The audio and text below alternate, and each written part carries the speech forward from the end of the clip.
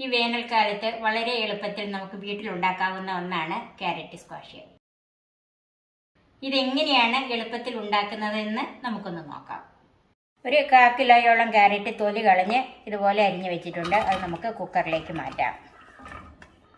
അതിൻ്റെ കൂടെ ഒരു ചെറിയ കഷ്ണം ഇഞ്ചി, 4 ഏലക്ക, ഇത് മുങ്ങിക്കിടക്കാൻ പാകത്തിന് വെള്ളം. ഇപ്പോൾ അടുപ്പ് കത്തിച്ചിട്ടുണ്ട്. ഒരു 4 വിസിൽ കേട്ട് നന്നായിട്ട് വേകണം.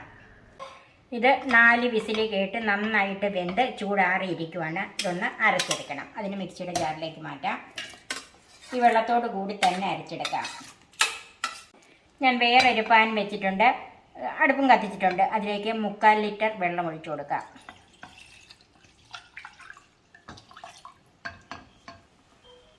$250 ഗ്രാം പഞ്ചസാര എടുത്തിട്ടുണ്ട്. അത് ഈ വെള്ളത്തിലേക്ക് ചേർക്കാം. പഞ്ചസാര നല്ലവണ്ണം മെൽറ്റായിട്ട് വരണം. ഇടയ്ക്കൊന്ന് ഇളക്കി കൊടുക്കണം. എപ്പോഴും ഇളക്കണമെന്നില്ല കേട്ടോ. ഇപ്പം പഞ്ചസാര നന്നായിട്ട് മെൽറ്റായി വന്നിട്ടുണ്ട്. അതിലേക്ക് അരച്ച് വെച്ചിരിക്കുന്ന ക്യാരറ്റ് ചേർക്കാം. ഇത് നന്നായിട്ടൊന്ന് തിളയ്ക്കണം, ഇളക്കിക്കൊണ്ടിരിക്കണം.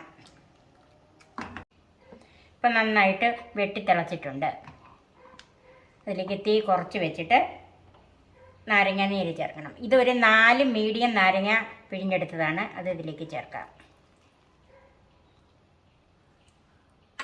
ഇനി ഒരു 2 മിനിറ്റും കൂടി ഒന്ന് തിളയ്ക്കണം.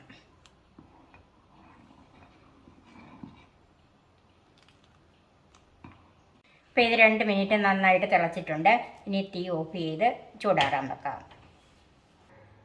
ഇപ്പോൾ ഇത് നന്നായിട്ട് തണുത്തിട്ടുണ്ട്. ഇനി ഇതെങ്ങനെയാണ് സെർവ് ചെയ്യുന്നതെന്ന് നോക്കാം. ഒരു 1/4 ഭാഗം സ്ക്വാഷ് ഒഴിക്കാം.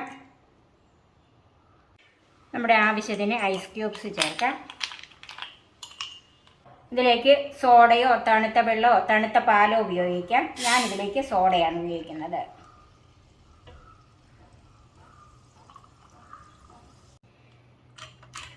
ഇതൊന്ന് ചെറുതായിട്ട് ഇളക്കി കൊടുക്കാം. ക്യാരറ്റ് സ്ക്വാഷ് റെഡിയായി, സെർവ് ചെയ്യാൻ തയ്യാറായി. ഇനി ഇതിലേക്ക് മിൻറ്റോ കസ്കസോ ആവശ്യമുള്ളവർക്ക് അതും ചേർക്കാം. ഇത് നിങ്ങളും ട്രൈ ചെയ്ത് നോക്കണം. ബാക്കിയുള്ളത് കുപ്പികളിലാക്കി ഫ്രിഡ്ജിൽ സൂക്ഷിക്കാം. 1 മാസം വരെ കേടാകാതിരിക്കും. നിങ്ങൾക്ക് ഇഷ്ടപ്പെട്ടാൽ എൻ്റെ ചാനൽ സബ്സ്ക്രൈബ് ചെയ്യാനും ഫേസ്ബുക്ക് പേജ് ലൈക്ക് ചെയ്യാനും ഷെയർ ചെയ്യാനും മറക്കരുത്. പുതിയ പുതിയ വിഭവങ്ങളുമായി നമുക്ക് വീണ്ടും കാണാം. ഞാൻ സോഫി കുര്യാക്കോസ്.